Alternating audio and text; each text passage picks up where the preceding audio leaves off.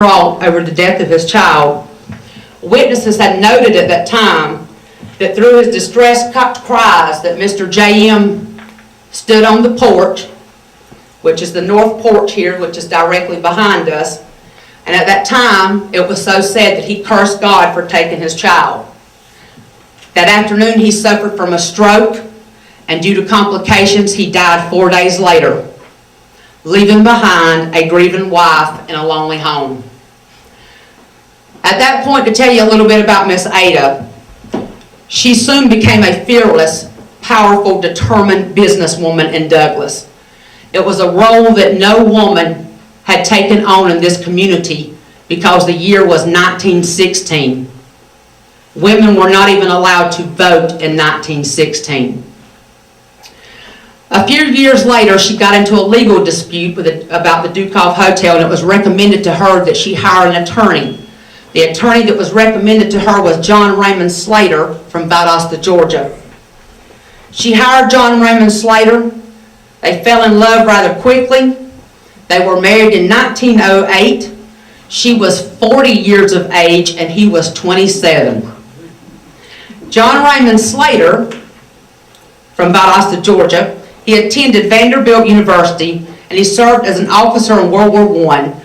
He was an artillery captain in the Oregonian Forest Campaign, which ended the war. Afterwards, it was said that he suffered from shell shock when he came home. He served 2 terms for mayor for the city of Douglas. He headed up the Alfred E. Smith presidential election campaign, and the campaign was lost that year to President Herbert Hoover. He was also the chairman of the Georgia Democratic Party. It was so sad that through those years that he did continue to suffer and eventually had a nervous breakdown. Now, I'm going to be very honest with you about the next part. After doing a lot of research and a lot of reading, he did go to a hospital and he did receive treatment in a sanatorium. Where exactly, I really don't think we know, because I have read reports and documents that stated that it was in Georgia, that it was in Baltimore, and that it was in a hospital in North Carolina. So I'm really not sure where he was treated at. Anyway, as it went on, he did suffer from the nervous breakdown. He eventually came back home. Everyone knew, or they knew he still had some problems, but they thought he was doing better. One Sunday, Miss Ada came home from church. She could not locate him. After a little while, she did find him. He had hung himself in the attic. He was 38 years of age, and the year was 1930. The very next day, the Atlanta Constitution, they had written an article in regards to John Raymond Slater, noting all of his work and what a great man that he was, and that it was a tragic loss because he had simply been noted to be the next upcoming governor for the state of Georgia. Miss Ada, she continued to live in this home until the year of 1972, where she passed away of natural causes at the age of 91. Ladies and gentlemen, that's just a little touch of the history. That's what we know. So all I've got to say is, when I end this right here now, is hearing that portion of the history, it kind of almost leaves you wondering, what would we be told if these walls could talk? Thank you.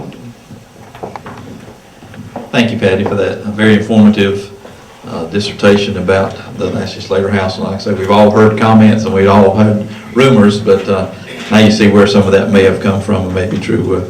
We're so thankful today to have some of our state partners with us to share this wonderful occasion. And we're going to ask Miss Naja, I gotta get it right now, Naja Torrance, who is the Operation Manager and the Regional Visitor Information Center Coordinator for the Georgia Department of Economic Development. Ms. Naja, please come forward. Thank you, Mayor. Again, I'm Naja Torrance. I work with the Georgia Department of Economic Development, and my role is over the Regional Visitor Information Centers, which the Douglas Visitor Information Center is a part of that network. And they are a valued partner in that network.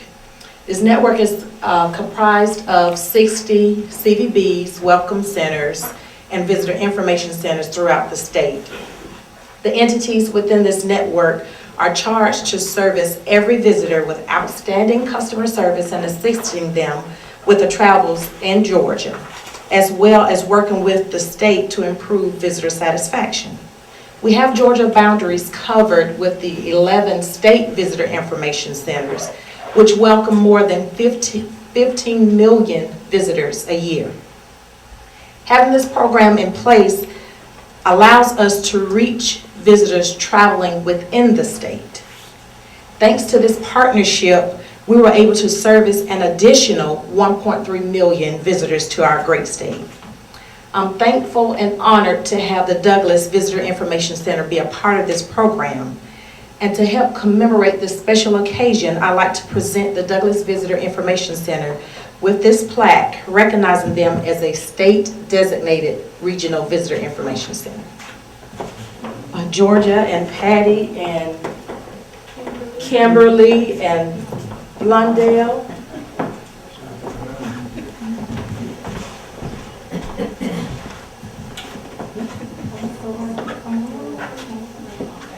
I'd like to present you all with this plaque, designating you as a state regional visitor information center. Thank you so much for all of your hard work to tourism and working with us and giving outstanding service to all of our visitors.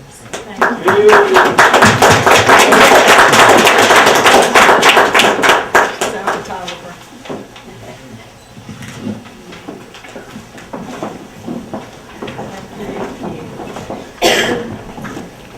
Thank you very much, Nigel. Thank you for being here as well. And great partnership, as always, between us and our state partners. Another one of our distinguished guests and one of our own local persons that works with the Department of Economic Development, Ms. Lori Hennessy, is here. And Lori is the tourism manager of the Magnolia Midlands area. Ms. Lori, please come forward.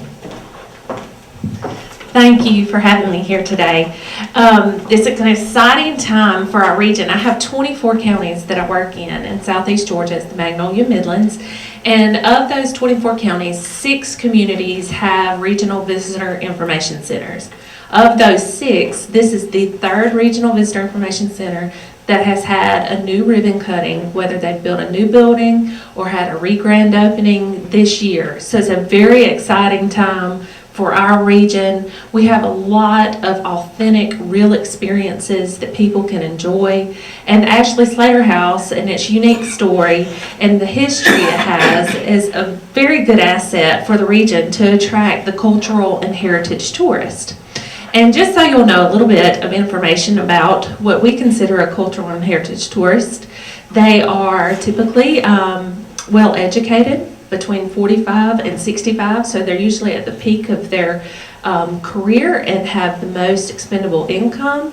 And they also usually spend about $62 per day more than a typical tourist. So obviously we want to attract them to Douglas and want them to come and experience tours and events like the event planned for this evening, A Night of Living History. I encourage everybody to come back and tell your friends to come back to enjoy the tours, because that's the kind of real authentic experience that people are looking for.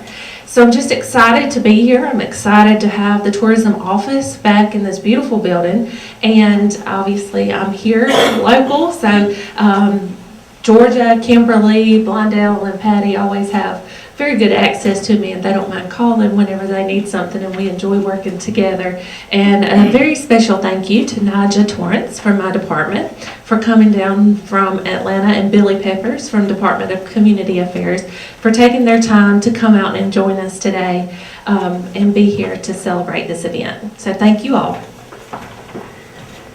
Thank you, Lori. And as Lori said, we are honored to have Billy Peppers here from the Department of Community Affairs. Traveled all the way down from Canton, Georgia to be with us. He's with the Office of Downtown Development. So Billy, please come for your remarks. Well, it's a great day to be here. Anytime Patty asks you to do something, you don't have a choice. You have to do it anyways, right? No, I really appreciate the opportunity to be here. I am the state's director for our Main Street program. And what's great about facilities and homes like this is that Main Street doesn't just stop with commercial buildings. And we know the importance of preserving these historic homes. And in a lot of cases, we talk about economic restructuring because we have to take a residential asset and figure out a new use for it later on down the road. So whether it's a visitor center, or whether it becomes an office or a tea room, or whether we move in a chamber of commerce or a group like that, a bed and breakfast, we want to take these assets and make them work for our communities. And y'all have done a wonderful job of that here in Douglas. Y'all have a long history with our program. 1987, you joined the Main Street Network here in Georgia. And while we celebrate our 35th year, you're celebrating your 27th year being a partner with us, and that's just amazing. We're very excited because this next year we're going to be hosting the National Main Streets Conference in Atlanta, and we'll have 1,800 of our friends and colleagues from around the country that love downtowns, that love preservation, that love the central business districts and all that comes with that, coming to join us in Atlanta and celebrate our state and all of our resources. And we have people like PATTIE that are willing to come back to their community and figure out ways where Douglas can be a better partner with us on hosting those people as they come to our state. I tell everyone we have 530 cities in the state of Georgia until the legislature meets next time. We may add a couple more. But we have 530 cities right now. And as I drive around the state of Georgia, each city, I like to think of each city being its own square in a beautiful patchwork quilt. And buildings like this are part of those fabrics, part of those stories that make our state so unique and so inviting for visitors and for businesses. Last year alone, we saw 700 new businesses open up their doors in downtowns in our state of Georgia. They created 3,600 net new jobs. And just to tell you how important Main Street is and properties like this are, these are the types of things that encourage people to invest in their community.